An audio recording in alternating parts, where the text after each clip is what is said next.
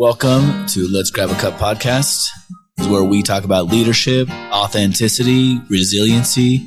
We provide a place to hold space for one another. I'm your host, Adam Sturgeon. So why don't you grab a cup of coffee or tea or whatever suits you at this moment. Let's dive in. Well, I am Adam Sturgeon, and this is a Let's Grab a Cup podcast. And today is kind of a special little recording. We're in a little recording studio here. It's kind of cool. I'm with Matthew Marshall, who's a police officer in Southern California. He's been a police officer for about 4 years and started a little later in his life, started at 31, and spent most of his adult life in the private sector. So we'll get into that. And really happy to be here today. How you doing? I'm doing good, man. I'm doing real good. It's good to be on the podcast. Thanks for having me. Yeah, thanks, dude. And we talked a couple times about the idea of you coming on and you know how this got started and where we're going with this. And I just I really appreciate you coming on today. So really what this is all about is like how people in law enforcement deal with the career, what's going on in the world today, and navigating that with our personal experiences behind us. And you have unique experiences just like anybody else, but yours are even more unique because you did you grow up in the city that you work in? Yeah, so I grew up in the city that I work in. I grew up like pretty much not in like a bad area, but it was we'll say it was lower to middle class area of the city that I actually currently still patrol. And I have awesome parents. My parents didn't really like the school system within the respective areas, so I grew up in one area, but I went to school in a totally different area. And I would say the area that I went to school in was a little different. So you didn't see some of the same people that were on your block. I'll put it to you that way. So I'm African American, and the people I went to school with, it was multicultural, but it was definitely primarily Caucasian or Asian or and stuff like that. So there wasn't too many blacks, too many Hispanics or anything like that. So you were being bussed into the school. Pretty much, yeah. I was like an inter-district transfer. Okay. From the time, and that started early. That started when I was, probably like 8. Oh, wow. So I started going like school, pretty early. So, okay, I do have a question. So you said I'm African American, and you said not a lot of black or Hispanic people in the school. So do you identify yourself as being African American? You say I'm a black man. Like, does it matter? Because I know people always kind of like, I don't know what to say. Everyone's different, man. Everyone's different. I'm black. I was born black. I'm gonna die black. I'm black. I've never been to Africa. I want to go to Africa, but I've never been. I prefer to just be called black. But I know some people are like, no, I'm Afro-Latino, or I'm Afro-Caribbean, or this, that, and the third, and that's totally fine. If that works for you, dude, do you, Buster? But this is me, so that's why I prefer to be called. All right. So you grew up in, I'd say you said like an inner city kind of, and then you're being transferred out to another area where, like you said, like more white people, less people of color at the school that you went to. Correct. Yeah. So how did they go for explain that, how that is from your side, your perspective of it? Because I know like the other people who see people get bussed into their schools kind of think like, oh, they might have one perspective, but what is the perspective of a young man who's being transferred into a school that maybe it doesn't recognize the people from his neighborhood there? I think as a kid, you don't really recognize it because as a kid, especially like third grade, what's that, third grade, you don't really see color. Everyone's either just your friend or you're not. Everyone's just either cool or they're not. It wasn't until you get to about junior high, and maybe it's changed now because I think kids now are growing up a lot faster with the internet age and stuff like that, and just being the overall exposure. But I didn't really notice it until about junior high. And once I noticed it, I was like, oh, then I more kind of gravitated to hanging out with more kids that look like me and stuff like that. Versus before, it was like, oh, well, if we play basketball, we all play basketball. Or if I play football, we all play football. Versus, kind of how it is now. So how was that? How was that decision made by your mom, like before deciding not to go to school in your city? Yeah, I think so. I have a sister. She's about 6 years older than me, and she started going to schools, kind of in the respective area, and my parents just weren't a fan of some of the things that were being taught. Some of the education was kind of falling through the cracks, and I think they were like, okay, we've learned from your sister. So they went ahead and made a parental decision to, hey, we're going to go ahead and go to this particular area. which is also the same area that I ended up living in high school. We ended up actually moving to that same area. All right. So you continued those friendships kind of when you were younger. You could be able to continue them on as you grew up. Yeah. All right. Were you playing sports? Were they getting you involved in like after school programs? Like what would that look like? Yeah. So I was one of those weird kids, man. I played everything. Played everything. I would say my primary sport was like basketball, football. Like when I got to high school, I did football, I did wrestling, I did what did I do? I did debate team, I did mock trial it was called. I did choir, did dance, did football, did wrestling. Yeah, I did a bunch of stuff. So I was always busy. I was always out. I was always so. That's funny. We just watched a movie that showed like a mock trial. It was like a family movie and showed like a mock trial. And my kids were like, what is that? Are they doing a play? I'm like, no, it's practicing to be a lawyer. Like when you get older, you could use mock trial. We're trying to explain it to them. They're little and they don't really understand. But I remember doing the same thing, doing mock trial. Yeah. You know, that whole like law side of it. Yeah. That's funny. I'm debating someone and I'm going to affirm or deny. It's just.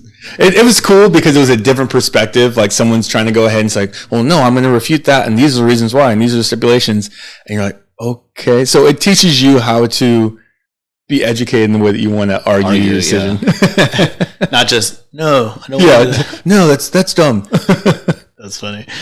All right. So one thing that's interesting that we've talked about is the fact that you like to do horseback riding. Do you call it horseback riding? I would say I'm an equestrian enthusiast. Equestrian. I was like, am I saying that right? I feel like my kids do horseback riding, but is that what it's called? It's not really. You would say that if someone's an active rider, right? Like they ride different stuff. Usually you'll say, oh, I ride equestrian or I ride horses and I do like hunter jumper or I do like trail trials or I ride Western or I ride English or whatever. So that's usually how people say. If someone's like, oh, I go horseback riding, it's like one time. Yeah, I was like, I went horseback riding over in Cancun or something. Yeah, Cancun or Mazatlan, or you went up to the Griffith Park in LA and you went around a couple times with the pony rides. Okay, so how did you get into being an equestrian? I feel like you're not an equestrian. I feel like because we talked about this. Yeah. What do you call yourself? What I call myself? You say you're a cowboy? I mean, I'm a cowboy. That's what that's why I feel like that's different. It's different than equestrian. They're different, but they're very similar. And that just breaks down to just general horsemanship. Like, what are you into, right? With me, I was always fascinated at a really, really early age with like Westerns and stuff like that. I say that probably like 5 or 6 was the first time I remember like seeing, like watching Bonanza like on like a Saturday or something like that.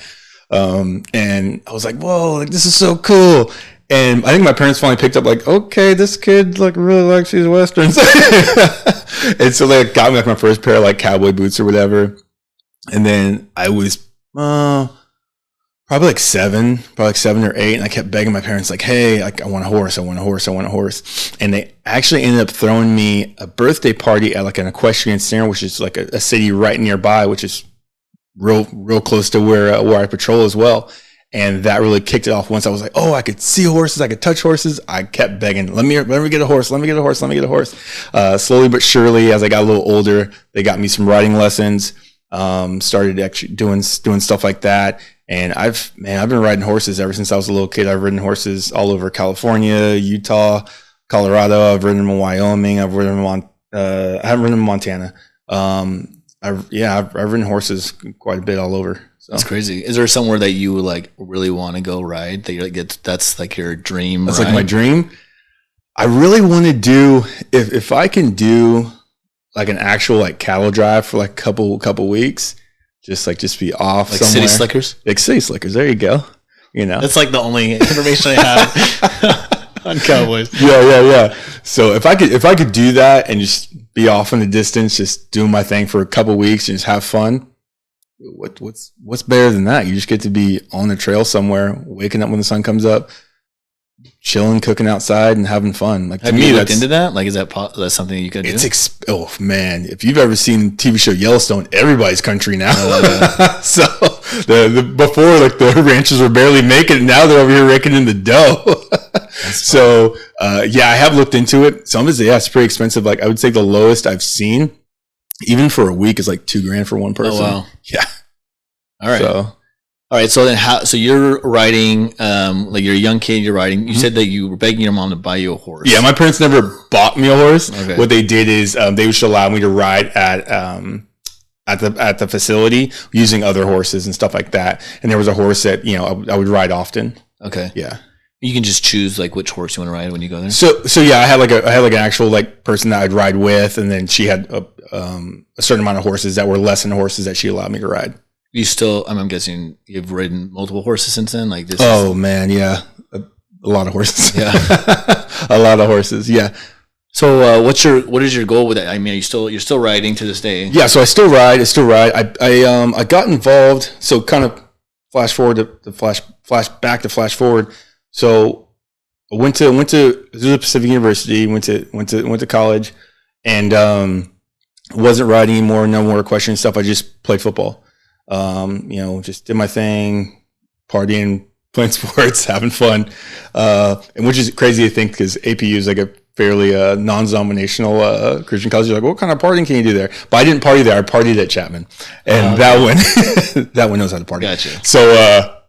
So after college, I ended up moving up to the Bay Area, and I kind of got involved in rodeo. I went to a PBR show. Like someone had some tickets. We went, and I remember I was with someone at the time, and I was like, "Oh man, that'd be so cool to do." Like, and they're like bust bulls, like we like ride bulls. I'm like, yeah, and they're like, "Oh, you can't do that." And I'm the kind of person, if you tell me I can't do something, well, you just said the wrong thing, partner. I'm gonna go the full enchilada. So I contacted like 7 people on the circuit that night. One person wrote back to me on Facebook, Brandon Clark. And he's like, "Hey, if you want to come down, we buck bulls about 2.5 hours away." It was Gilroy. Yeah, it was in Gilroy. And I was like, all right. And I drove down from San Francisco to Gilroy and started riding bulls. I rode bulls for almost about a year and a half. Are you serious? Yeah, I did rodeo for about a year and a half. And then finally was like, all right, I'm done with this. And when I moved back down to Southern California, I kind of started picking up riding again. How long can you stay on a bull for? How long can you stay on a bull for? I mean, if you could ride for 8 seconds, you're pretty good. You're pretty handy, yeah. But 8 seconds is the cutoff, right? So 8 seconds, like the horn blows, and you're supposed to get off. But oh, really? Yeah. So it's when I say it's 8 seconds, it's a long 8 seconds.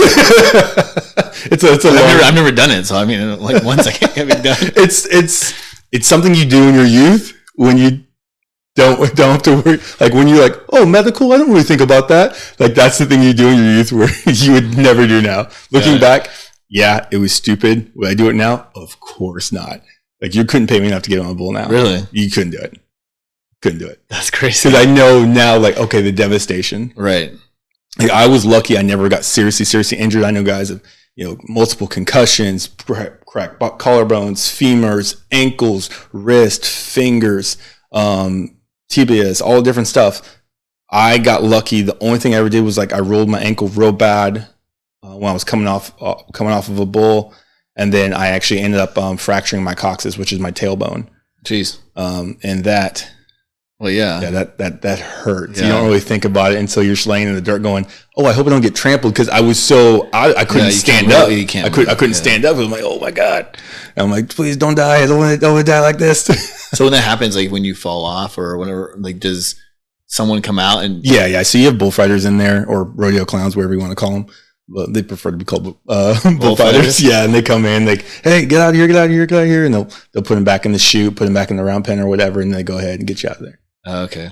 Yeah, I mean, like that'd be crazy. They're just like waiting for the bull like to leave you alone. You can toss everywhere. Oh my goodness, I've never been to a rodeo, but used to. Yeah, like I actually talked to one of my guests. He was started the rodeo back in Santa Clarita like years ago. Yeah, and he was talking about that, and I was like, that was interesting. I don't even I know there was a rodeo, but I never been. You never went? Yeah, that's interesting. That's really cool though. Like I don't know. Okay, so you got horses, you got bulls. Yeah. Okay, so, well, let's get like what did you do when you said you went to college? What did you go to college for? So I went to Azusa Pacific University, and I majored in philosophy and I minored in theology. Yeah. What was your plan? Nothing.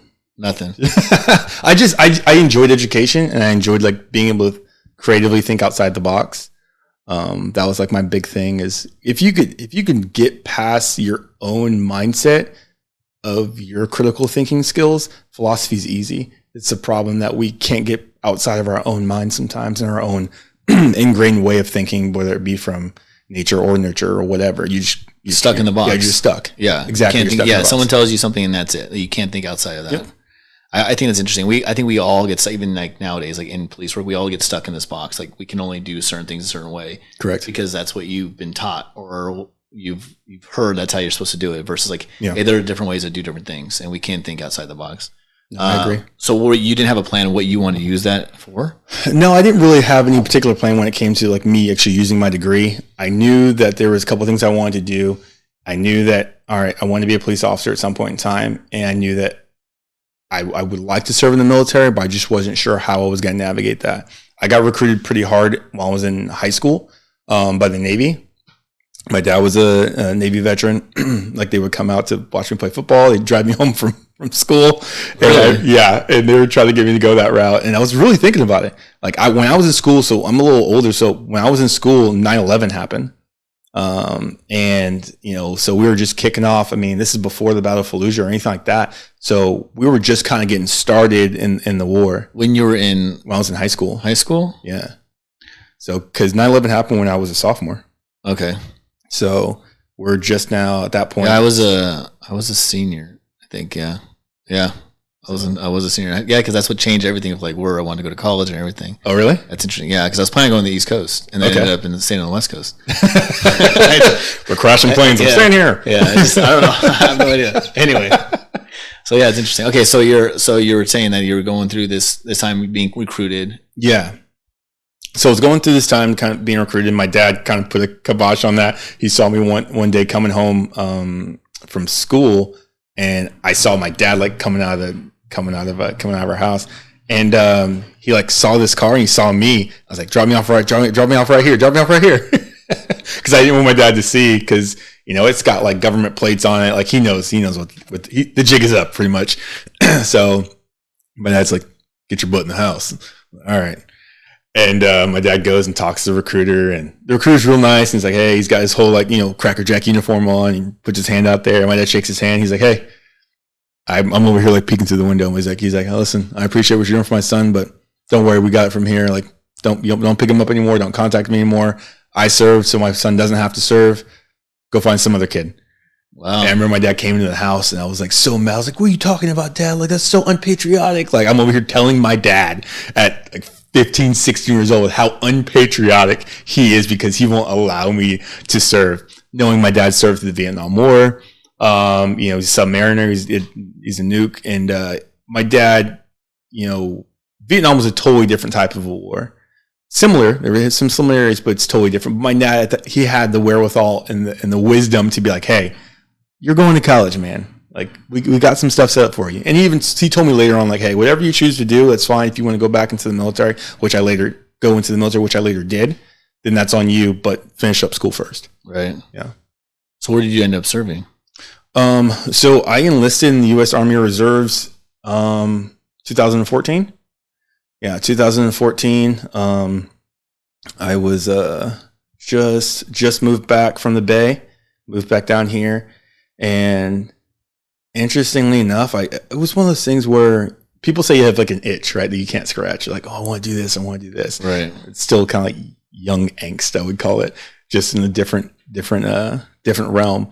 I knew I wanted to serve, and you're at that age where you're not really treated as an adult because you're 25, But you're like, I'm an adult. Yeah. You feel like you're an adult, right? Yeah. So, and so I went ahead and I contacted a buddy of mine. I said, hey, man, I think I'm going to apply for the Army.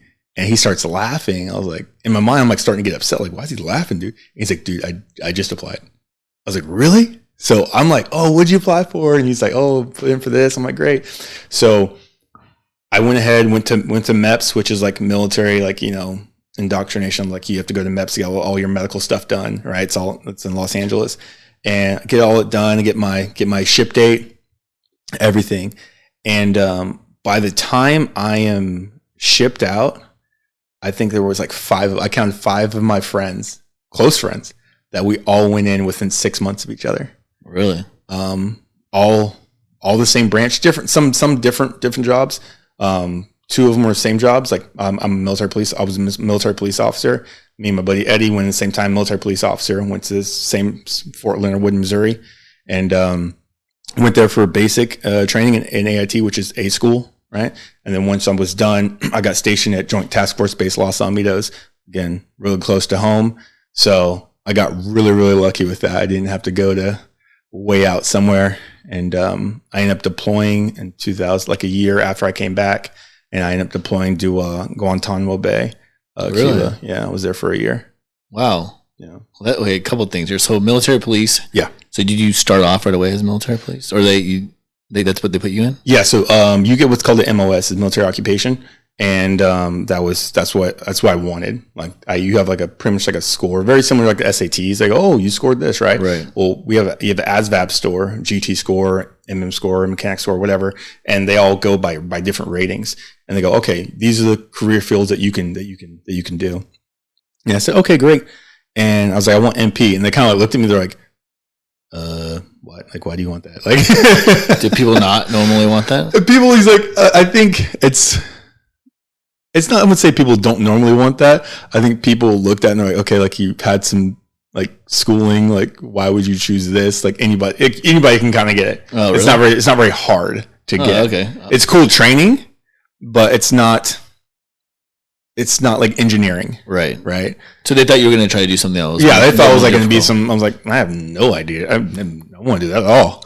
Like, so I'm like, okay, cool. Counterintelligence? I'm like, no, I'm good. Okay.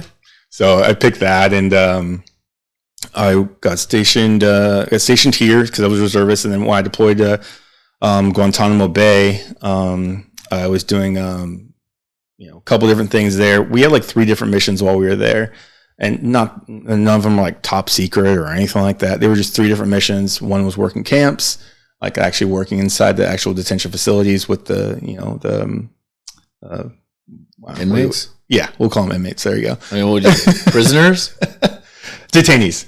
Yeah, we'll call them detainees. All right. So we're working with the detainees, and then the other part was military commissions, which is military court. So it's crazy to think some of these people are still on trial from 2001. Wow. Yeah, that's something I didn't know until I got there. I was like, wait, how's that possible? Well, they're American citizens. I'm like, okay. Wow. All right, whatever.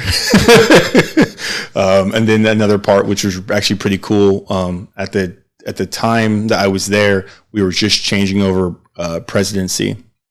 The election for Donald Trump was going on while I was there. So Barack Obama was trying to get people out of Guantanamo Bay. I know during his presidency, he was like, we're closing it down, right, and this, that, and the third. And then Trump's like, we're not closing it down, we're building it. So it's just, just a stupid grab bag. But I actually got a chance to take people actually off island. So take them, hey, this person is done with their time, whatever. And that was a unique experience to, hey, we're getting on a bird, and with people that I was with, and we took them actually off island. Where do you take them to? Oh, you can't tell. Different places. All right. Yeah, different places. So that is classified. I probably wouldn't be talking about it. Yeah. All right. Interesting. So it was cool. It was a cool experience. I'll have to press the stop recording button. That's good. It's all good. It's all good. So what does it look like when you get there? It's like, what does Guantanamo Bay look like when you arrive? Like, describe what it looks like. Oh man. I'd say it looks like a mixture between. I would say it looks like a mixture between like Hawaii and. It looks like a mixture between like Hawaii and like Norco. Because there's like some parts that are like really nice and like lush and like green, and there's other parts that are like, oh, this is dry as hell. Really? So yeah, it just depends on kind of like where you're at on the island, but it's cool because you're right off the bay, so there's a lot of cool stuff to do if you like, hey, being outdoors and snorkeling and jet skis and boating and fishing and scuba diving, like all that's real cool. So it's like, yeah, how is they treat the military? Like, you're there, everyone's treated really well. So the military installation itself has been there. I'm gonna probably get this timeline so jacked up. I believe it's been there since the 40s, 50s. So it's been there for a very, very long time. And the way that the military got it was they were like, hey, well, we're going to lease the land from you or annex this land for a certain amount of time. But it's all self-sufficient. They have their own water source. They have their own electricity source, like everything. All branches are there. So you have Coast Guard there. They do usually like a 3 month or 6 month rotation, just like maritime, like security in the bay. You have Navy's there, Air Force is there. The Marines are there. Marine actually we call it Marine Hill. Like they deal with this one side, which kind of like borders the actual Cuba side, the nation of Cuba. So they have a line kind of drawn like a DMZ where all these mines are in between, really? And they guard just that side of it. Wow. Yeah, they don't really venture too much into our area, but yeah. So all branches are there doing their thing, and then you have contractors, FBI, CIA, and Homeland Security. They come doing their thing. So it's interesting. What did your dad think about that? He was supportive. Yeah, he was actually pretty supportive because at that point I was already like a grown man. So he was like, okay, if you've done stuff, you know what you want to do. All right, cool. No problem. For a short amount of time after college, my dad, he's retired now, but he worked for aerospace. He worked for Northrop Grumman. So when I got... What is that? Sorry, I don't know. Northrop Grumman, they build like planes and stuff for the military. Okay. So like F-22 strike fighters, F-35, stuff like that. So shortly after I graduated college, he was there and he's like, well, come work from here. You're going to have a pension. You're going to have this. You're going to have that. My dad's like, everything's going to be set up for you for your life. And in his mind, he's like, everything's great. You'll be fine. You're making good money. You're going to be doing this. You're going to have kids. You're going to do it. And I went there and I hated it. Oh, so you did work there? Yeah. I worked there for 6 months and I quit. Really? Yeah. What were you doing? I was doing like quality control for like some of the planes, like the parts of the planes. And so telling people like, hey, you drilled too far on this, like refill it, drill it again. One, not something I want to be doing. And two, no one wants to listen. If they're 60 something years old and they have kids my age or younger or older, they don't want to listen to some guy that just graduated college telling them how to do their job. Right. They're going to be like, well, what do you know? Just because my micrometer says the depth is wrong. So it was a constant thing where, hey, Phil, could you go ahead and re-drill this? I noticed that blah, blah, blah, blah. It just, I didn't like it. And I'm more of a people person. So it's like, I don't want to be dealing with this crap. Yeah. Just wasn't my bag. So you did 6 months of that same job? Yeah, 6 months. And I was like, I'm out. So how was that? Did you have to go to your dad and say I quit, or was he still? So he wasn't my supervisor. We didn't work in the same department or anything. I quit, Dad. But I remember like the day I quit. Yeah, it was. I called my dad and I said, hey, just so you know, I'm turning in my 2 weeks. I'm not going to be here anymore. So, and my dad was just silent. He was like, and he's like, I'll call you back.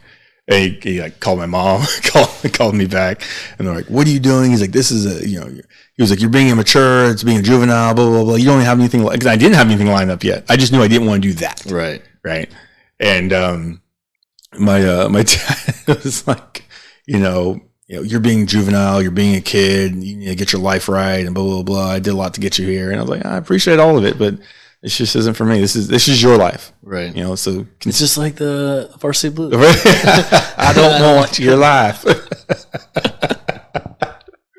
Yeah. But, years later, after serving in the military and stuff like that, I remember my dad, we've talked since a multitude of times. And I finally told him, like, dude, drop that, like, drop it. And he dropped after some time. But I remember my dad told me after I came back from my deployment, and there's quite a few years in between all of that, right? He was like, hey, I'm really proud of you. You've done everything in life that you've wanted to do, you set out to do. And it worked out for you way farther than I could have ever dreamed or imagined. And I was proud of you for following your gut and your dreams. I was like, oh, thanks. Appreciate it, Dad. Thanks for believing in me now. Your mom talks some sense into him. Yeah, pretty much. She was like, go over there and tell him. Say something. Nice. Right. He's got his shit together. That's funny.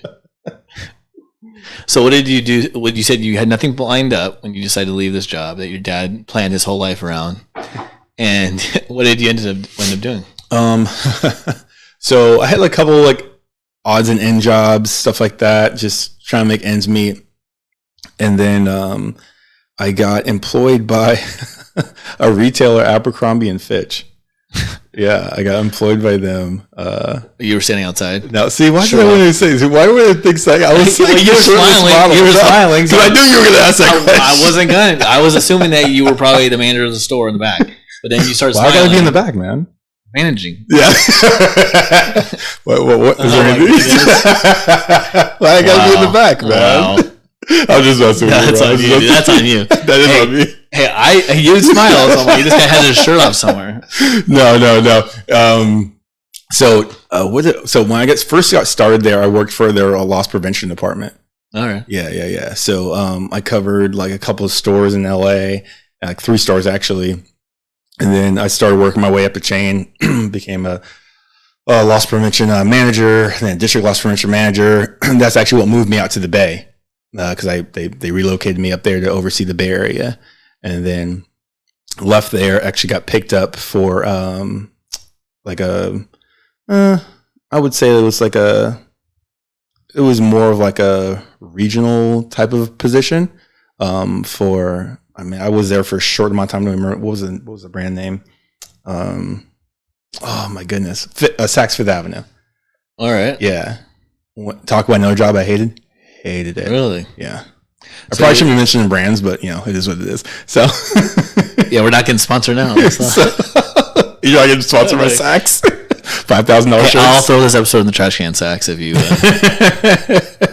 Yeah, so I just wasn't a fan. Wasn't really my clientele. Wasn't really my thing. So are they related, Abercrombie? No, not at all. So you just I went there. I worked for Abercrombie for about 5 years. I worked my way up the chain a little bit.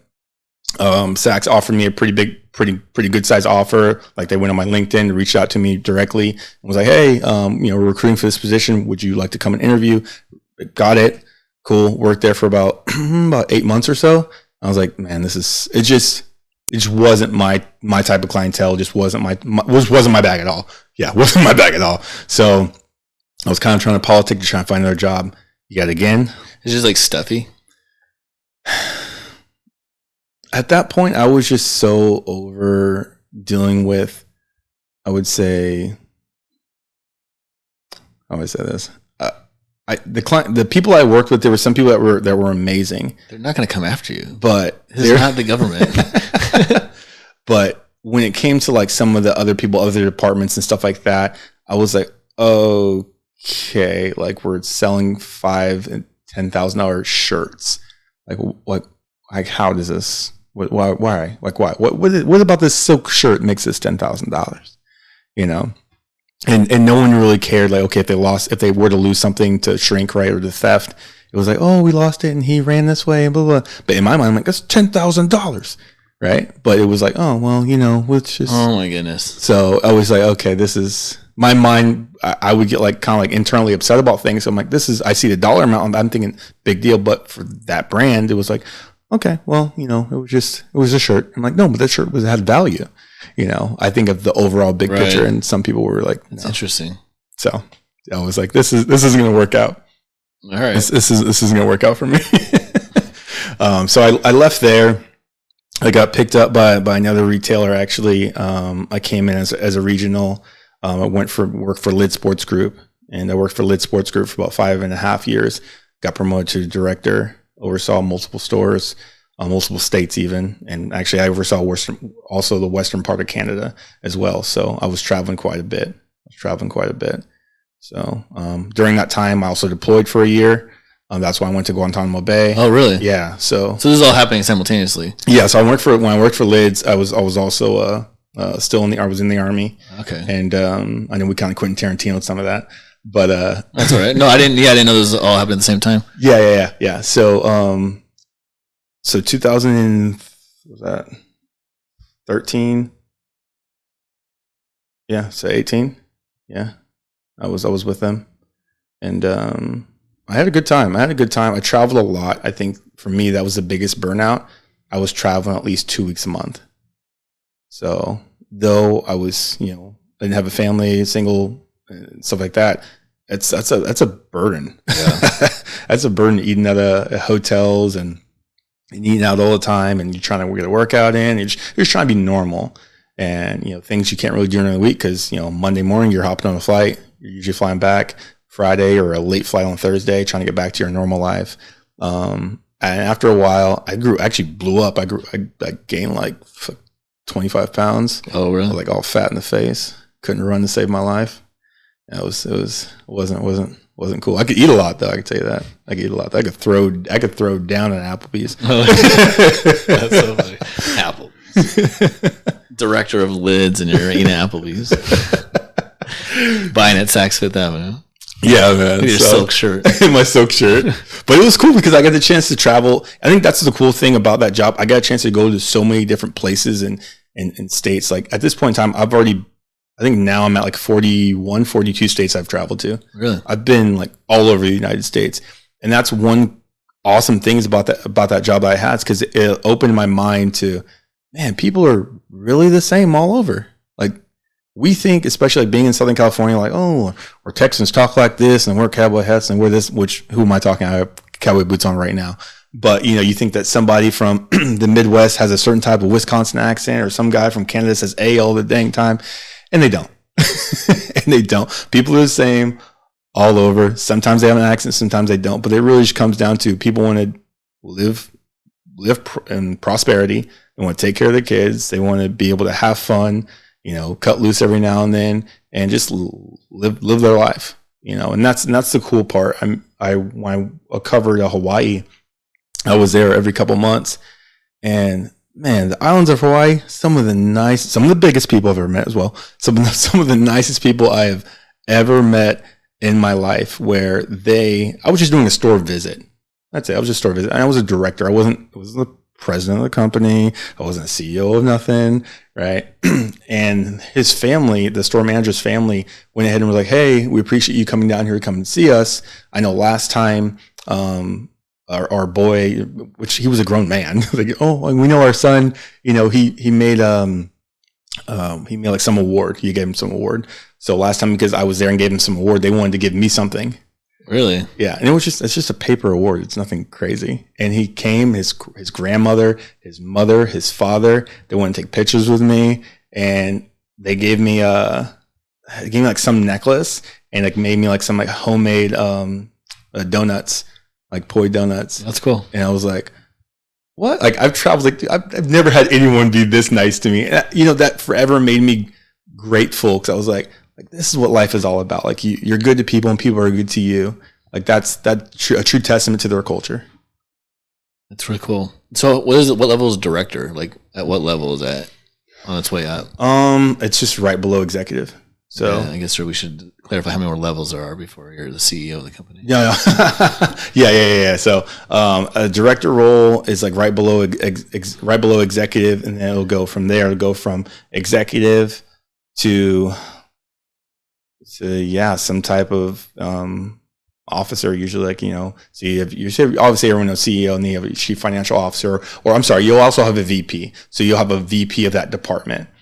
So you go director, executive, and usually like a VP of that department. So I still had a ways to go, but once I came to the point where I was going to, when I was like, okay, well, am I going to go executive route?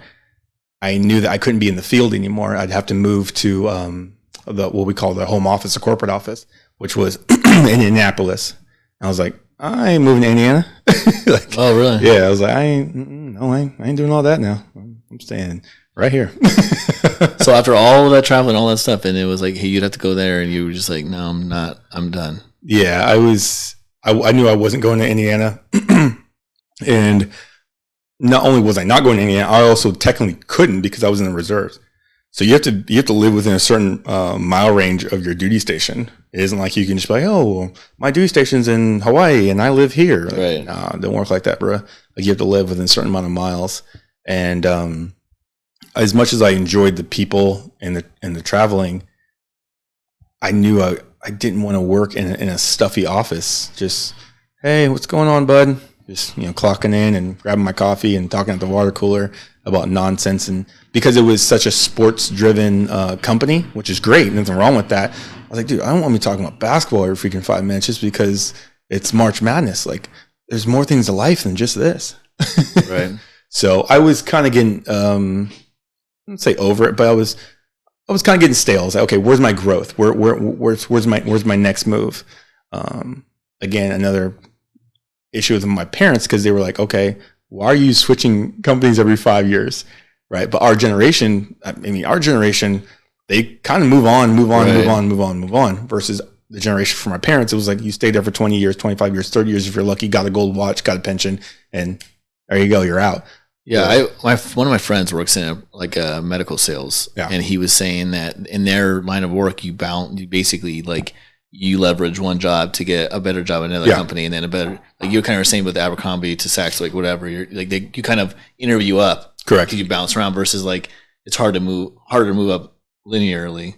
Yeah. Is that right? Yeah. It'd be linear. Yeah. Versus jumping from kind of bouncing up to the executive. There's almost like always a stepping stone corporational wise. Yeah. And so I always thought that was interesting, because I've been in the police world my entire life, where it's not like, it's like you just do, it's very linear, like figure it out. But that's why I'm wondering, like, okay, you've done this, why not look for that executive type job or the next level in a different company? Yeah. Instead of completely just going another route. Or were you still trying to scratch that? I was still trying to scratch that itch. And after I came back from my deployment, a police officer that I grew up with, which is with the department that I currently work for, reached out to me. We had mutual friends, and he was like, hey, have you thought about being a police officer? Now, he already knew that question. Totally already knew that question. Or knew the answer to that question. And I was like, yeah. He's like, why don't you come apply? And I actually applied with one other police department ever. And it was when I lived up in the Bay Area. And that particular police department was kind of, just, I wouldn't say, they kind of left me on ice. They left me on ice, didn't really give me a definitive answer for almost 9 months to a year. So I'm going through this whole process. I'm passing this. I get to the point where I'm like, okay, where's the offer letter? Here, let's go. And it never comes. And, I never really got a direct answer of why. And it really left a bad taste in my mouth. I was like, because again, at that point, I'm like, dude, I've done stuff in my career. Right. I've got some college under my belt. Why wouldn't you take me? I never really got that good of an answer. I think that was another reason why I was like, okay, let's get some more life experience. Went to the military. So when I came back from my deployment, he said, hey, why don't you come and apply? I still had that bad taste in my mouth, even though it was a totally different department. But I was like, you know what? I'll go and apply. And it's what the city I grew up in. All right, let's go do it. Went, applied, and it was I was very excited, very happy that I did, because the process, though I wouldn't say that it was easy by any stretch of the imagination, it was timely, and it was paced. All right, this is what this is, this is what this is, this is what this is. It wasn't like, there wasn't a lot of lulls of, all right, what's coming next? You know exactly what to expect. They were contacting you, they were emailing you, they were on the ball, and that I appreciated. One of who's now a lieutenant, he was a sergeant at the time. He was at the orientation. He said, if you have any questions for me or about the process, come and talk to me. Again, I wasn't in uniform or anything, but I still just came off a fresh deployment. So I'm like, hey, sir, how you doing, sir? My name is blah, blah, blah, sir. But your voice changes when you're off deployment. That's interesting. So I'm over here standing at parade rest, and he's like looking at me like, why are you standing like this? He's like, at ease? I was like, oh, sorry. Yeah. Because all I saw was the chevrons on his, on this jacket there. And I told him, I said, hey, sir, I'm going to give you 110%. I have nothing in my background, but when I was younger, I did this, this, this, this, and this. If any of that's going to be a problem, let me know now, and I won't even waste my time. Just that, point blank. And he's like, well, that's all you got. You should be good. I appreciate your honesty. And I was like, I've kind of been dicked around before by a different agency some years prior, and I don't want to go through that again. He's like, you come here, you get a fair shot as long as you're open and honest, and we'll figure everything else out. And I said, all right. And they did. He kept his word. And he was the same person who actually ended up calling me. So they have a selection process, right? And they're supposed to give you a call once you're selected. And he personally called me and was like, hey, how you doing? And you knew what day everyone's supposed to be called at between the times. And I was at the gym And I was like, man, I'm just trying to get my mind off getting that call. Like, all right, I'm supposed to get this call. I haven't gotten it yet. Oh, it's 6 p.m. I haven't gotten it yet. Oh, no, what's going on? But they're supposed to call upwards, I think, until 9 to 10 p.m. So 6:30 p.m., 6:45 p.m., about to do a big deadlift. I'm like, you know what? I'm just going to get through this. Let's get through this workout. And all of a sudden, my phone goes off in my pocket. It's just as I'm like getting at the top of the peak of the weight. I throw that weight down. Answer the call. I'm like, hello. And he's like, this is, so-and-so. I was like, yes, sir. And he was like, I guess they really wanted you. Congratulations. I'm here to inform you that you've been asked to come to the police academy. Do you accept? And I was like, yeah, hell yeah. Thank you. And they gave me the academy days to write this stuff down. And yeah. I don't think you ever forget that, because I still remember mine too. Like, I remember I was on the way to a Ducks game, and I'd never been to a hockey game before. Yeah. I think it's still the only hockey game I've ever been to. Really? Yeah. I don't, it's not something I don't like go to the hockey game. So my buddy was like, hey, let's go to the hockey game. And am I supposed to get this call tonight? Like, I'm waiting for this call. And he's like, just come on, just go to the game. Like, let's just you go. Went to how could you even entertain that and be like, enjoy it when you know?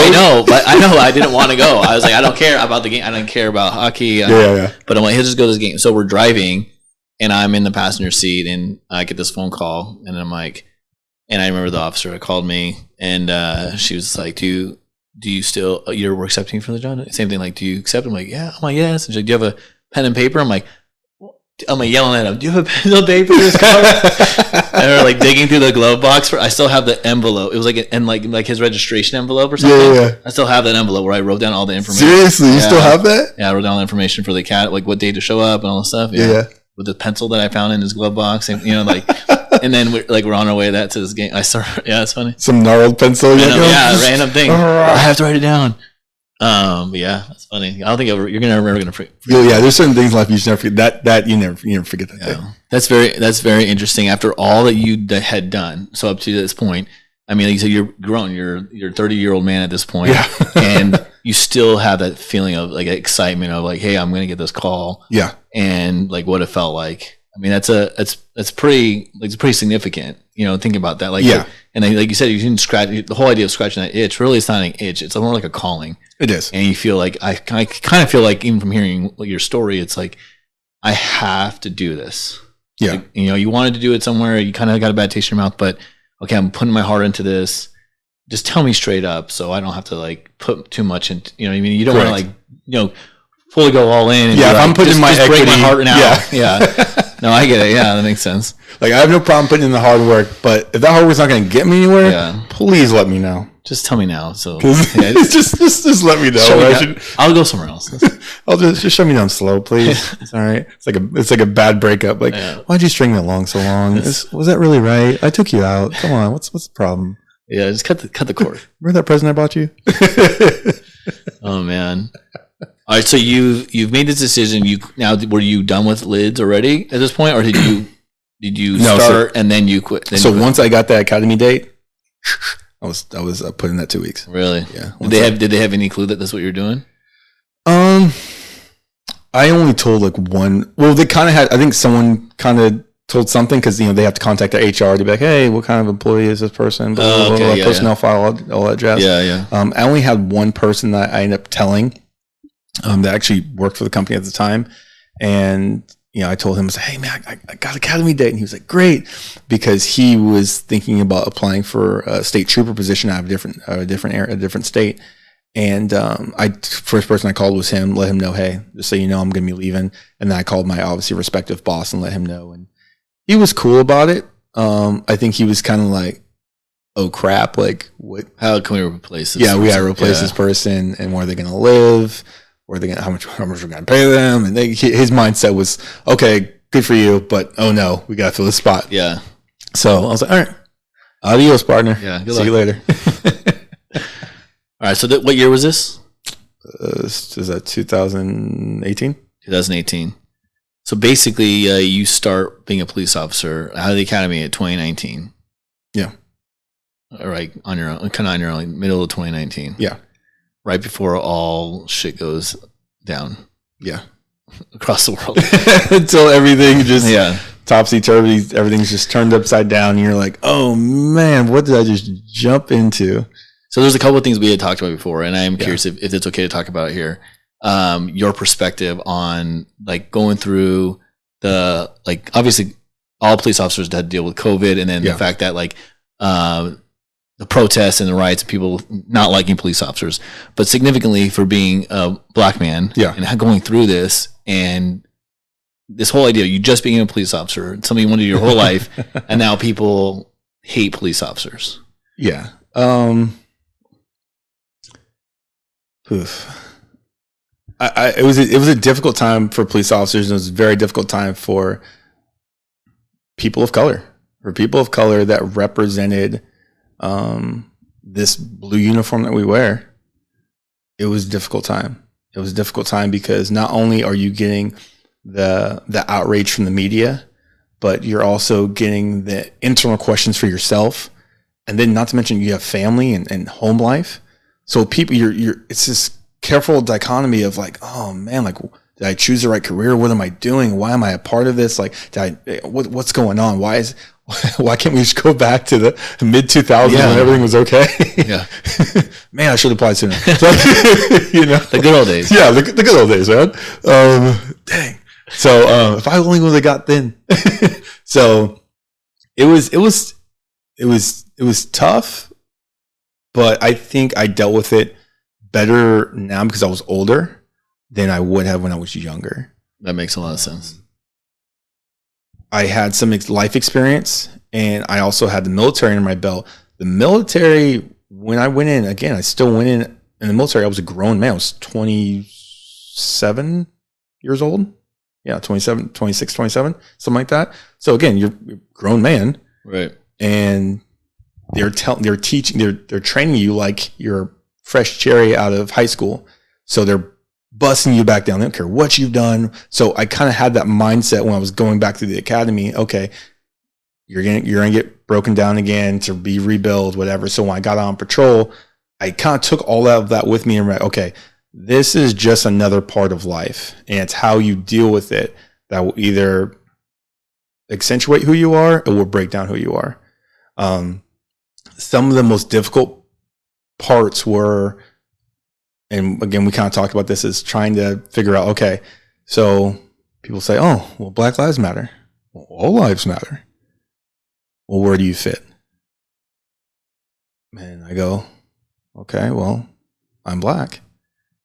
So you think Black Lives Matter, or you believe that phrase, or you believe in that organization? I go, well, I don't particularly care for that organization. Me personally, there's certain things in their bylaws that I don't feel align with me. But just that sentence alone, and that sentiment of Black Lives Matter, yes, I will stand by that before anything. Well, yeah, because it's your life. That's my life. And I was always, and I can't speak to it the way you can, but I would always say there's a difference between the term correct Black Lives Matter and the organization Black Lives Matter. Big difference. Big difference. and that's why it was always like BLM, but it's people were standing behind the organization. Correct. And I'm like, you're conflating the two. And I can't explain to say, like, when people were trying to back the blue and all these things, like, it's not against black people. Yeah, of course. It's not against that. It's the organization, the way they're doing things. Yeah. So, but you can speak more to that as far as like the differences and how you felt on that. Yeah. It's interesting because I think people conflate the two, like, oh, either you're Republican or you're Democrat, whether you're left or you're right. Like you had to choose one. And I was like, oh.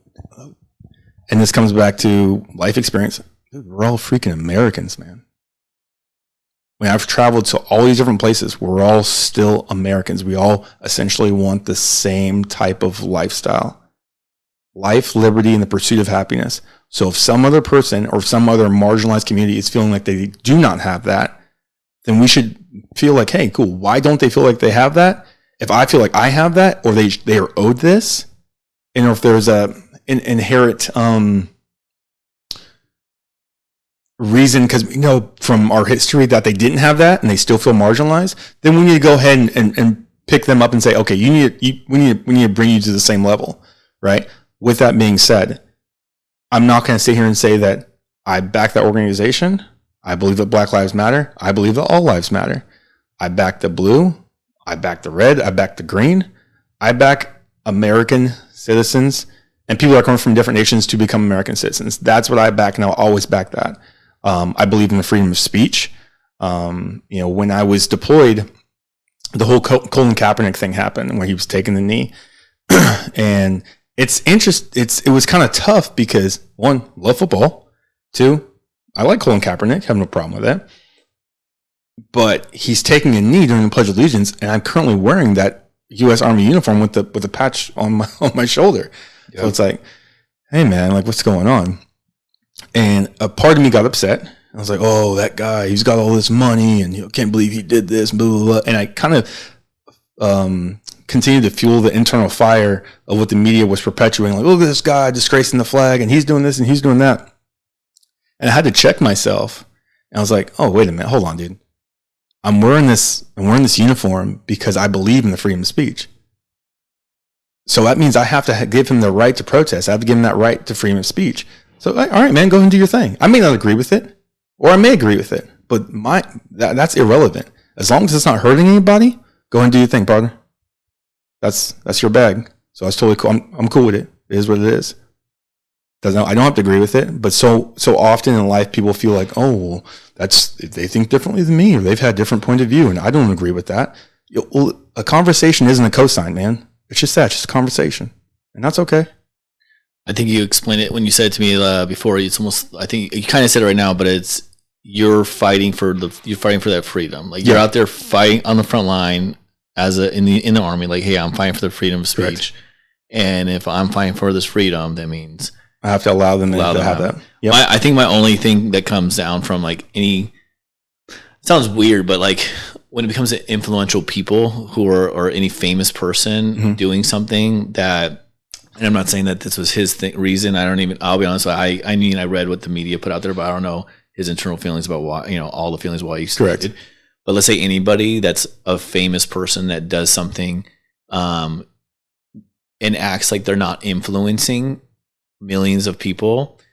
I think that's irresponsible. Like it depending on what you're doing. Like if you're in the front line of a riot, for example, I'm not saying I don't know anyone. I'm just making things. I got you. If you're on the front line of a riot and you're a famous person, or you're saying we should go do something, and I think it's irresponsible to not know that your influence. Correct. To not expect that it's going to influence other people.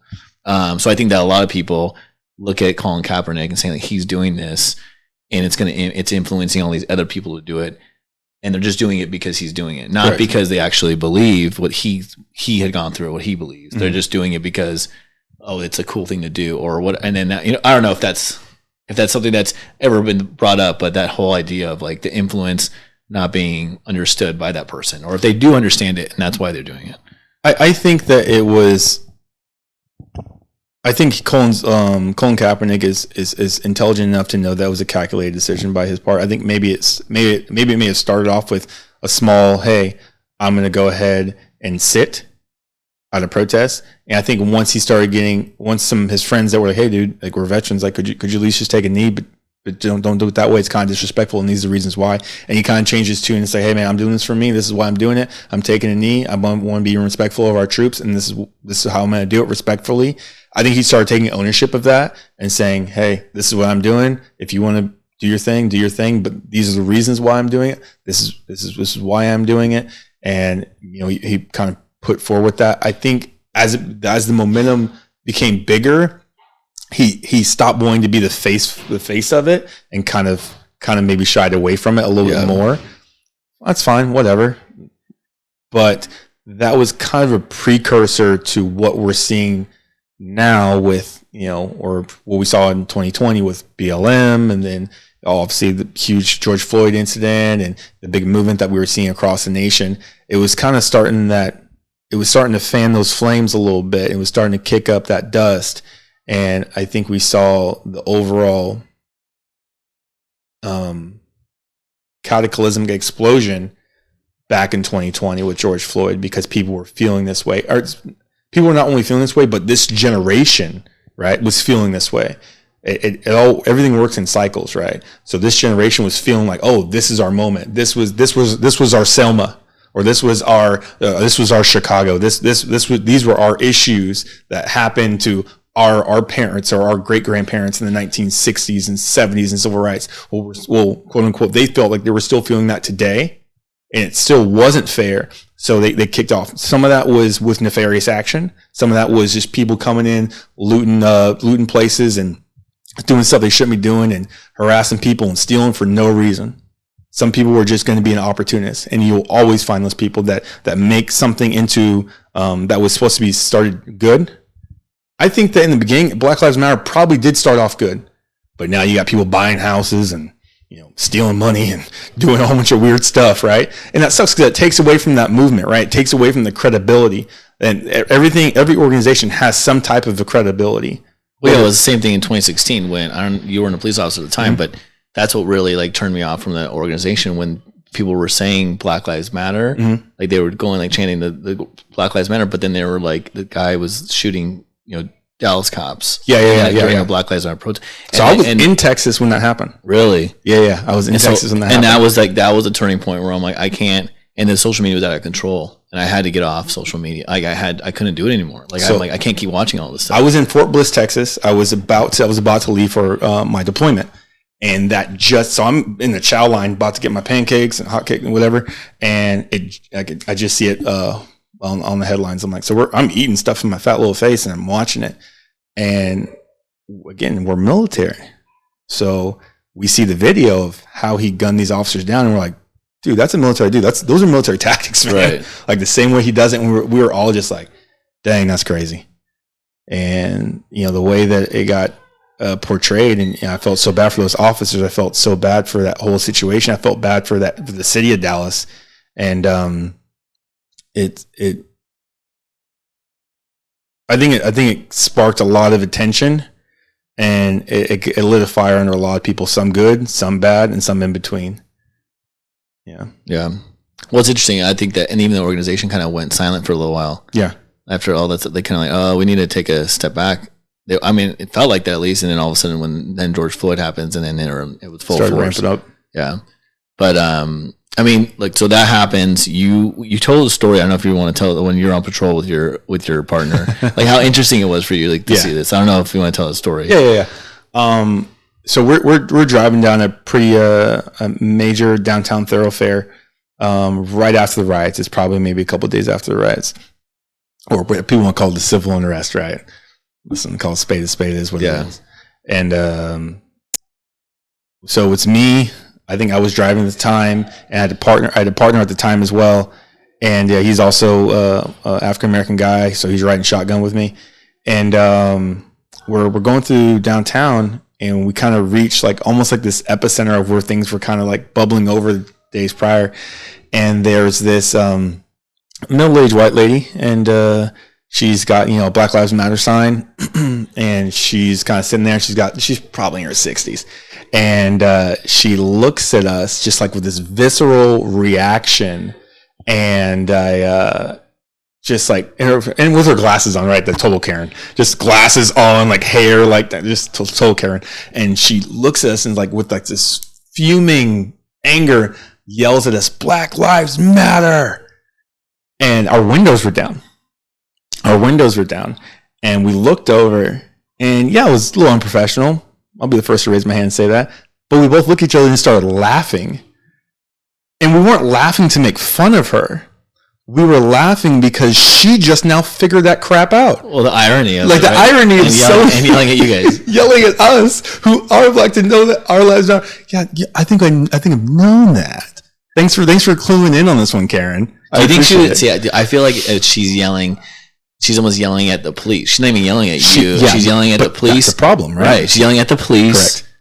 As if the police are against the same thing against Black people, and that's nothing of sorts like that at all. Like how many people that we care about in our city, and all people of color, right? And it has nothing to do with Black, brown, or indifferent. It's all of the people. Yeah, but she's yelling at the police. Correct. If you don't know that.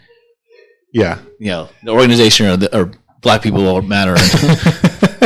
But see, that's the type of mindset that's really scary, right? Because she's yelling at that uniform of what that uniform represents, but can't even see the relevance of the two black men that are wearing said uniform, right? And how they identify.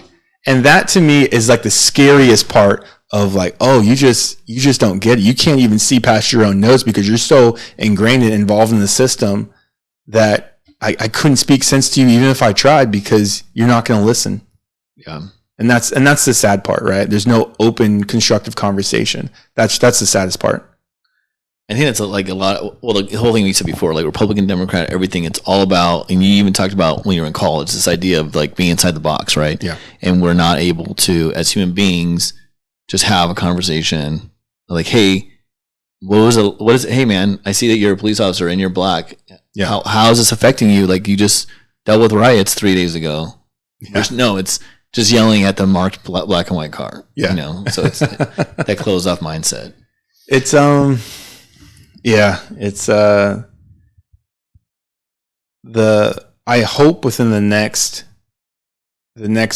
5 to 10, the next generation, as they continue to come up with law enforcement, as we continue to come up as a society, that we can have the dialogue that we know is much needed, and not trying to cancel people just because they believe or have a different ideological perspective than ourselves. And that's like the scariest part. Is just get canceling people or taking down their social media or taking down their this because this person believes. Now, there's a big difference between hate speech. There's a big difference. I think that if you're a Twitter, right? If I own Twitter and someone's like, hey, we represent freedom of speech, but we don't identify with bullying or hate speech. Okay, great. It's a corporation at the end of the day, right? If you want to sit there and say, hey, like this hate speech, we take down that stuff. That's totally cool. Whatever you choose to do, you're a corporation. But because there's a big difference between hate speech and canceling someone because you don't like their view or vantage point on a situation. So, I agree. Yeah. Agreed. Okay, so now you're a couple years in, and we're kind of seeing the second part of this. Like, we're not. I mean, we kind of passed the whole. It's almost like it's like turning a little bit because people got to the point where like now I feel like we're seeing, especially in Southern California, we're seeing crime skyrocket. It's out of control because of the way I feel like we're going so one other direction of like, hey, we have to. I don't know what the right word is here, but succumb seems right. Similar, like we have to sway to the masses to appeal to. And we're saying it's masses, but we kept telling, and then internally, I mean, I'm sure you heard this plenty of times. Like we always tell our guys, hey, guys and gals, like, hey, the majority of people support you. Correct. Right? You hear that over and over again. You look up on the news, and it'd be millions of people that hate you or yelling like against you, but we would tell you. We know that majority of the people support you. They're coming out in waves, like they support you. But we've changed policies, we've changed procedures, we've changed laws to basically lessen crime. The effect, lessen the gravity from that particular demographic. That's how they're spinning it, right? Right. And so now we have people that aren't doing time. We have people that we have fighting crime out of control. Yep. And now I see that there's a pushback, a little bit of pushback to try to like recover. But recovery isn't like this. Like recovery is going to take, you're talking about 10 years. It's going to take a decade. Yeah. To see the full effect of the recovery. Because it's going to get worse before it gets better. It's, knowing of where I grew up and, kind of having the mentality of my parents worked, my dad finally retired about 4 years ago. But my parents worked. My mother still works. My mom's in her mid-60s. My mom's 70. And but my mom enjoys working, so she still does. So to look at it now and say, okay, I know my parents how they grew up. I know at one point in time my mom worked. My dad had 2 jobs, and we were just me and my sister. We were just getting by. We were just skating by with so. And then to go to school in a fairly affluent area of like kind of like the haves and the have-nots, right? And I was definitely more on the not category, right?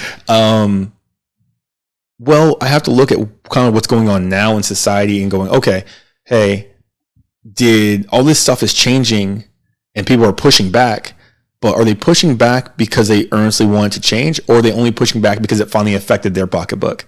Because that finally reached some of the more affluent areas where they weren't used to seeing that type of crime.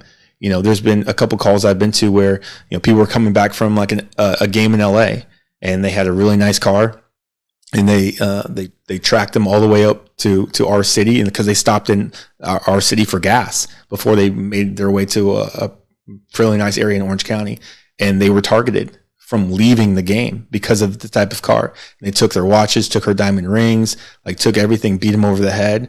And that's the kind of stuff that we're seeing here, because people know that, oh, well, one, if you get caught, you're not going to do any road time. You're going to get a slap on the wrist.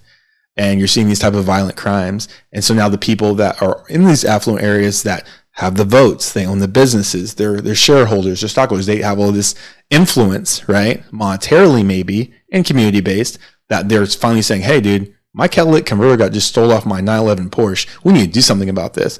Versus someone who's been living in a different type of the community has been talking about, hey, we've been having our homes broken into for the past couple of years. And I would say that's probably more frustrating, where I want to see it just well balanced. Yeah. That's And it's interesting because if you're based on what you're saying, is like, okay, now the reason why we're seeing maybe seeing the possibility of change is because of it affecting people who have money, right? Compared to people of lesser income. I would say people of influence. Okay. I would say that. And the interesting part of that is that it's majority been like, if even in the city that we work in, hey, if a crime happens, and unfortunately this is just the facts, if crime happens in downtown, you know, in a nice area where people are going to call the chief of police, that crime, like notifications go up the chain, like immediately, right? So you call me, I call lieutenant calls, you know, whatever, all the way up to the chief knows about that crime within like that day, hours, whatever, if that happened. Yeah, depending on the crime, on the crime, or minutes. Like it happened, they get notified right away. And that same crime happens in a less affluent area in the city, and there's no notification made. Like you take a report, maybe you tell the supervisor, maybe you don't. If you tell the supervisor, maybe he said, okay, I heard what you said. Thank you for the information, and move on. Like it doesn't go anywhere. Yeah. And it's been like that forever. Because it all has to do with, like you said, like influence, like who's going to make the biggest fuss at the end of the day. Correct.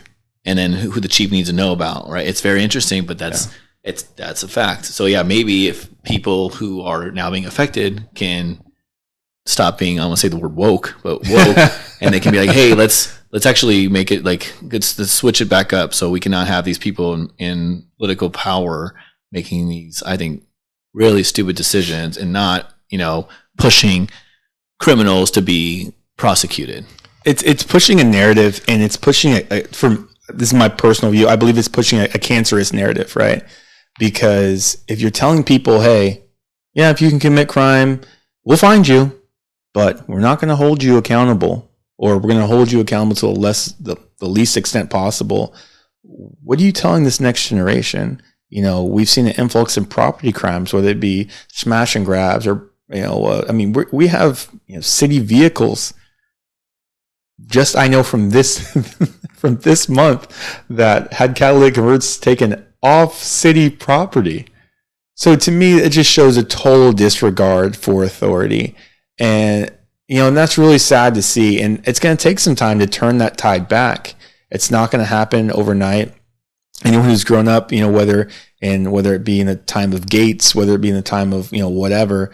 There was a certain, and I'm not saying everything was perfect by any stretch of the imagination. Some people were like, well, back then, you know, cops were cowboys and blah, blah, blah. Like, okay, man, there has to be a careful medium. There has to be a checks and balances and a balance, but you can't just have lawlessness run rampant in your city or your community and have it just go that way.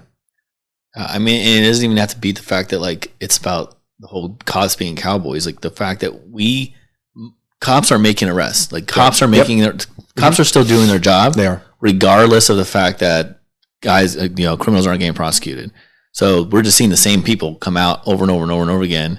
Versus like maybe there'd be a little lull where like you say, hey, like affect this area by putting more presence there, doing enforcement action, getting, these people off the street because we're arresting for these type of crimes, and we're going to look for these type of people that are doing these type of crimes. Let's get these people off the street. And now we get criminals off the street, putting more officers on the street.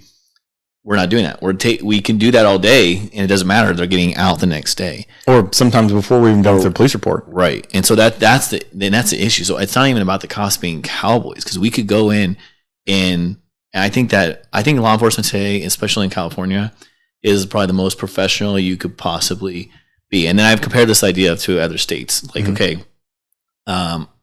more because California is so liberal, like the state is liberal.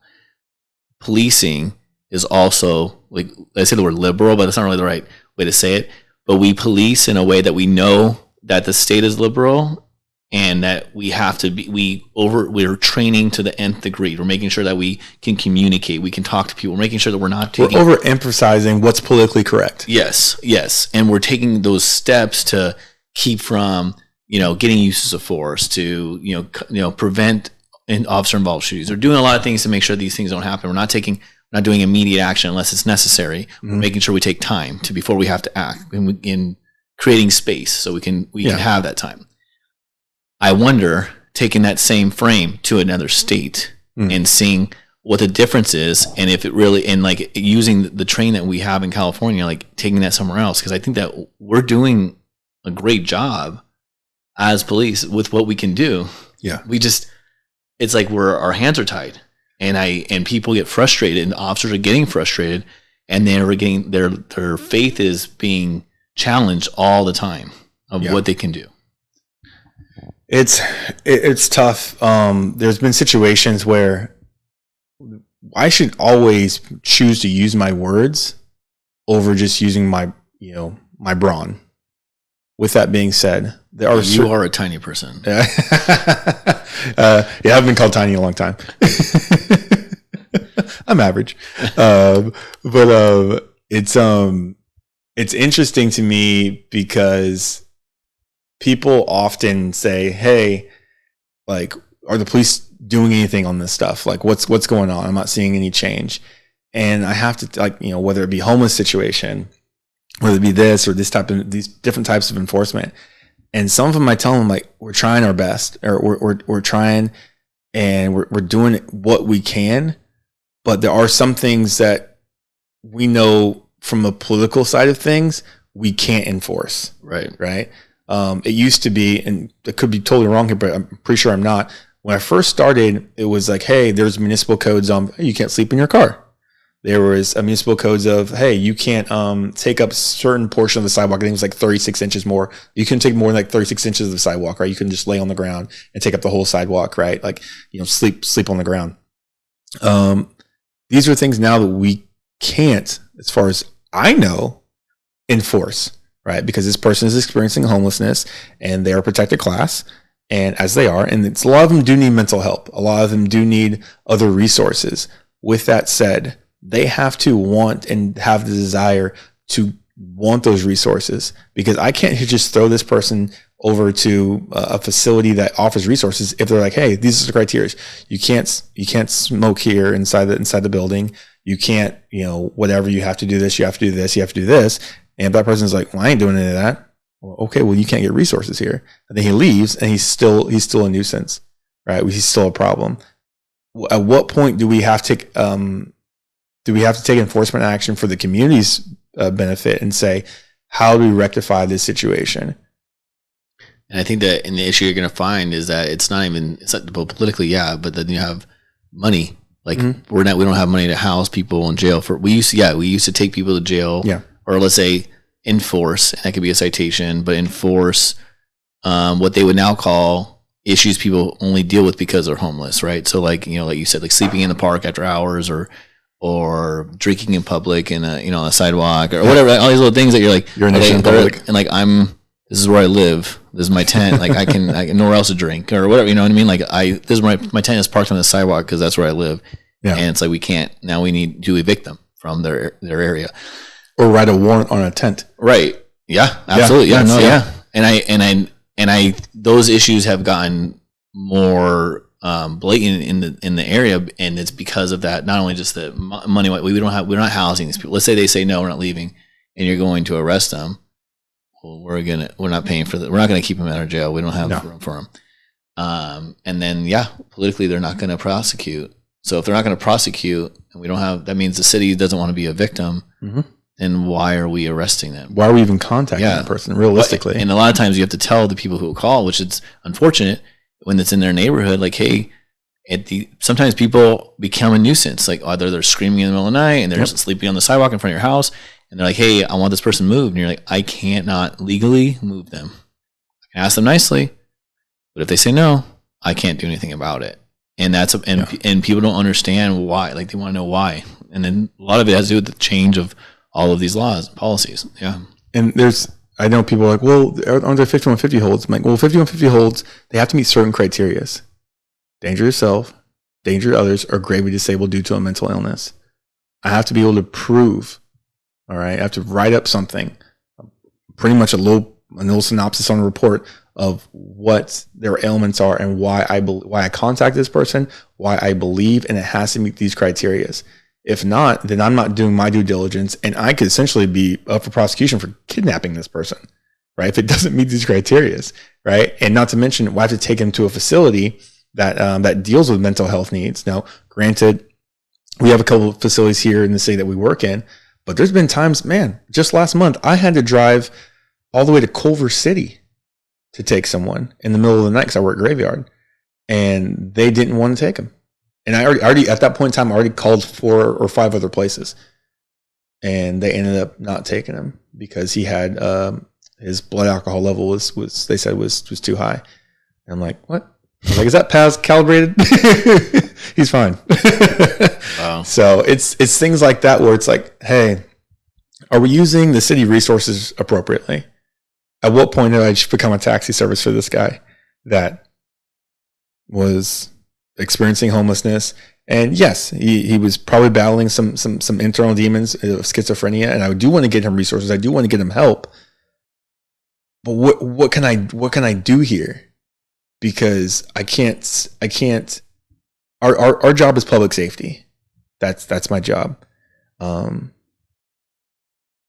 Where can I take this dude? Where can I take this gal for them to feel secure and get the resources and the attention they desperately need without it encroaching on my ability to police the rest of the city? Yeah.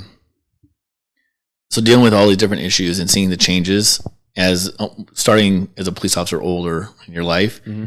Do you feel like and I know you said like if you were younger, you maybe would have reacted differently going through all that stuff, but now kind of seeing the other side of it, do you have a different experience that you've had conversations with maybe people in your academy class that are younger? Like, do you feel like you are mentoring them, or do you think that there's times, and maybe I shouldn't say that, but like, do you think there are times that like you're having like kind of a different mindset on what they believe and what you believe?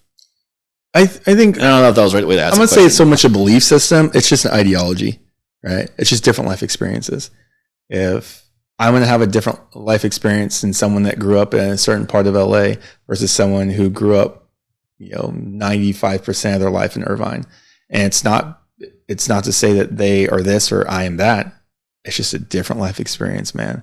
And I think some of that is the awesome thing about police work is it gets them the opportunity. They have never seen that type of environment to view it. That's the awesomeness of it.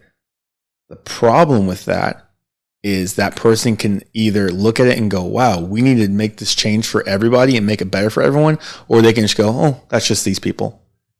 Right. And then it starts getting to like these labels and stuff like that. I know people are like, what do you mean? Well, because people are people. The longer you stay in any career field, you're going to put up brick walls and be like, okay, that's not me. This is them, whatever. Cool. I think it's important to, in the MP Corps, in the military police corps, we have a phrase, and it's called, I think it was, for the troops of the troops. That means we pick from our ranks who to be a military police officer. And that's important because I think from the community, we should also pick the people that we want to police our community. it's an interesting thing when you have, and I'm not saying that you can't be from other areas. I'm not saying that you can't be from other cities. I'm not saying that you have to, if you're patrolling an area of Spanish or Hispanics, that you have to know Spanish. I'm not saying that, but it's important to pick sometimes have a certain percentage from that community that know, oh, well, this person here throws a cookout every spring, and this person lives here, and these people are over here. And it's going to be more of knowing that community and that culture rather than you just being like, well, I just work here 4 days or 3 days out of the week. I come here, I work this beat, and I make sure that everyone's cool and abiding by the law. But the question is, if you have no sweat equity, if you have no real buy-in into that community, you have no equity at all, then what good is it for you to sit there and enforce a law when you're just like, it is what it is, whatever. I see that side of it a little bit. Mm-hmm. Give me pushback. This is my thing though. Okay, so I didn't grow up in the city that we were in. But I went to college here, and I've been here for 20 years. Okay. So I chose, this is the only department I ever applied for. Like when I was 21, I applied for this department, and I didn't apply for any other department. And I knew I wanted to work here. And I had as far as life experience, I had college, but I was 21 when I started the academy. So I had zero life experience. Fresh really. Yeah. And I looking back at myself, and I'm like, I would not hire myself. Like I really feel like I would look at myself, and when I was an FTO training young guys, I was really hard on them. And I was always a recruit thinking like, oh, I'm never going to be yelling at my recruits. I mean, like, I want to be a better FTO. And then I was an FTO thinking like, these guys are morons. Like, no offense to the guys that are trained. And I didn't think, and that's not really what I felt like deeply, but I'm just like, dude, keep up. Knowing I wouldn't even have met my own expectations. Yeah. Does that make sense? Like, I wouldn't, as a recruit, I would never have met my own expectations. So anyway, this idea of patrolling area. Like, I have always cared about what happens to the people in the city. Like when good people get victimized. Correct. Right. And you're sitting there looking at somebody and having to tell them like their husband or wife or kid may not make it, or you're at a homicide scene and like I want to have justice for this person. Correct. And I didn't live here for most of my career. I've not lived in the city. So it's not, I feel like people who have this passion for this job, they care about people. There's a reason why you're doing it, and I would say that you don't have to have that. I do like the idea of like that motto, like the community kind of like having the opt to choose, kind of like choosing someone that from their community to police them. Well, I wouldn't say the community has a choice. Right, but you know what I'm saying? Like representing the community. A lot of times, though, as police officers, and you probably would not work, or you probably would not live in most of the areas that you still patrol. Right? So you don't even live in the city, but you did at one point. So you do have a kinship to the city, but you don't live here now. And I think that that's a thing. Like, it's like, well, most of the city, we know what the kind of crimes are happening there. We don't want to live in the city, and we can't afford, let's say, the nicer area of the city where less crime is happening because it's so expensive. Yeah. So people are living outside the city, and then, like you said, spending 4 days a week in their career, and then going home outside the city. And that could, you're right, it could over time, if not careful, develop that mindset of, well, if they're not going to, meaning like the city doesn't care, then why do I care? And that's why it comes down to our political leaders. And that's where I say, like, if the political leaders care about the citizens, and that means all the citizens, it's not just the people who live in the nice area, but like all the citizens. Correct. And we are able to have justice for the people who are being victimized, which means that people who commit crimes are staying in jail and being prosecuted. And the police officers who are policing the cities are able to make an impact and be like, hey, I work this beat. I enforce all these laws. I work my ass off. The community asked me to do this. I did it. Yeah. And now look, 2 months later, cleaned it up, or a year later cleaned it up, or 2 years later, like, look what we've did to the city. It's amazing. Like, we've cleaned this whole area up, and I work my heart out here, and look what we've done. The citizens love it. We're feeling great about it. And political leaders are like, yeah, you did a good job. Like, we're going to keep this up. I think no matter where you live, you're going to feel a sense of value. But when the leaders say, no, hey, well, yeah, there's not really, yeah, we're not going to prosecute. Yeah. The same criminals still doing all the same stuff. And you're like, I can't make a dent. Like, I keep going to the same call every single day and I can't make a dent. And the community starts getting angry. Yeah. At who? Like when you get angry at the police officers because they're like, hey, what's going on here? Yeah. Right. And I want to clear that up. I'm not saying that every police officer has to be within the community that they directly police. Right. But I believe that you should have some type of buy-in in that community. That means you should know, hey, this church is here. Maybe these are some of the pastors from this particular congregation. Maybe you should know, hey, cool. This park has, these competitions that go on this time of the year, right? You should really know things about the community that you're patrolling. And that's really why that's what actually, just having some actual sweat equity in the community to know what's going on in that community, who lives in that community, and actual buy-in. Right. And you say actual buy-in. Mm-hmm. I don't mean, and you should preface that being like not just social media posts about it. Yeah, no. Because I feel like we in general, and I mean policing, it's all about, hey, we got to show social media presence, right? Yeah. And we've talked about this. Yeah. An idea of like, hey, we're going to social media. We took a picture in the community, but are we actually putting time and effort into knowing people? I agree. It's more than just a notion to sit there and say, hey, we do this for the community. Okay. All right. So the question is, what do you do for the community that goes above and beyond? Some things that are off the clock, maybe. Some things that are on the clock. Some things that are expressed on social media. Some things that are not. And to also know when, hey, this is just, I don't want to say a political move, but when this appeases a certain agenda, you have to know what that is as well.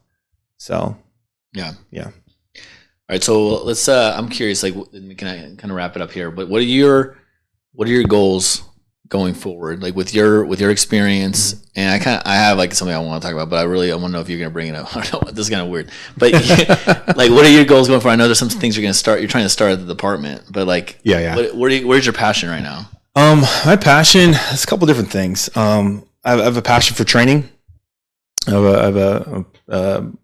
Last couple months ago, I got trained at our academy to be a PT instructor.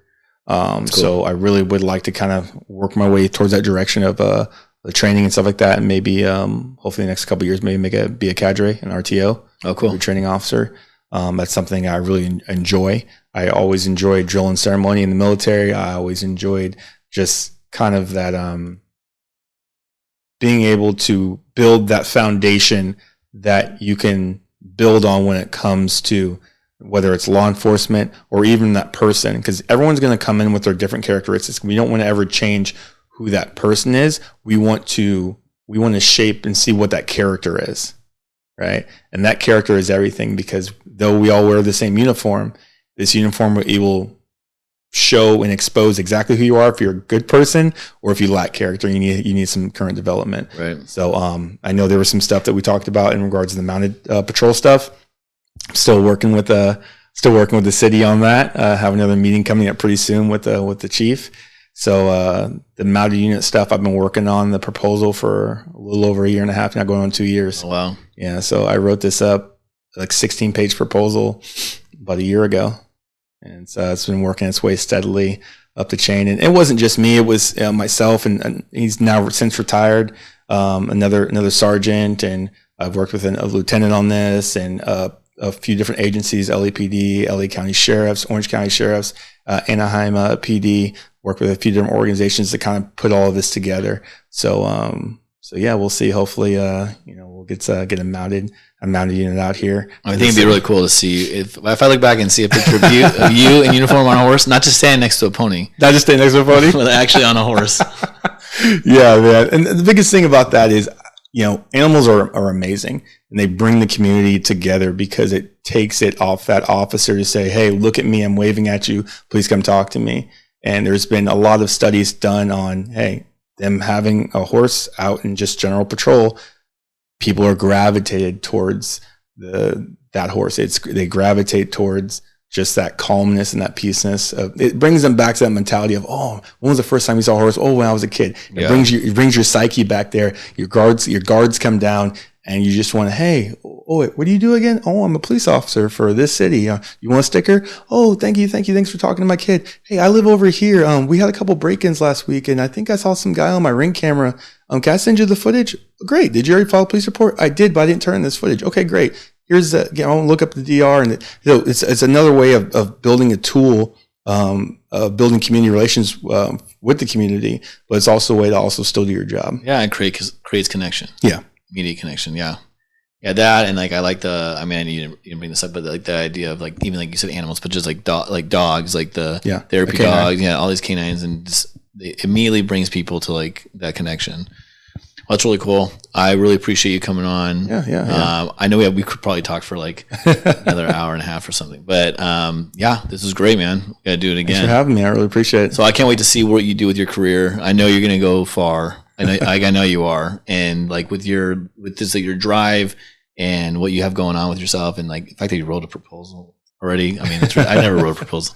Anyway, that's going to be crazy, dude. I'm really excited to see where you're going to go with this. Thank you. I appreciate the time. I appreciate you having me on the podcast, and I look forward to see what you're going to be doing as you take off in your different ventures as well. I'm sure you'll be going very far. We'll see. All right. Thanks again, dude. I'll see you, man. Let's put this outro music on real quick.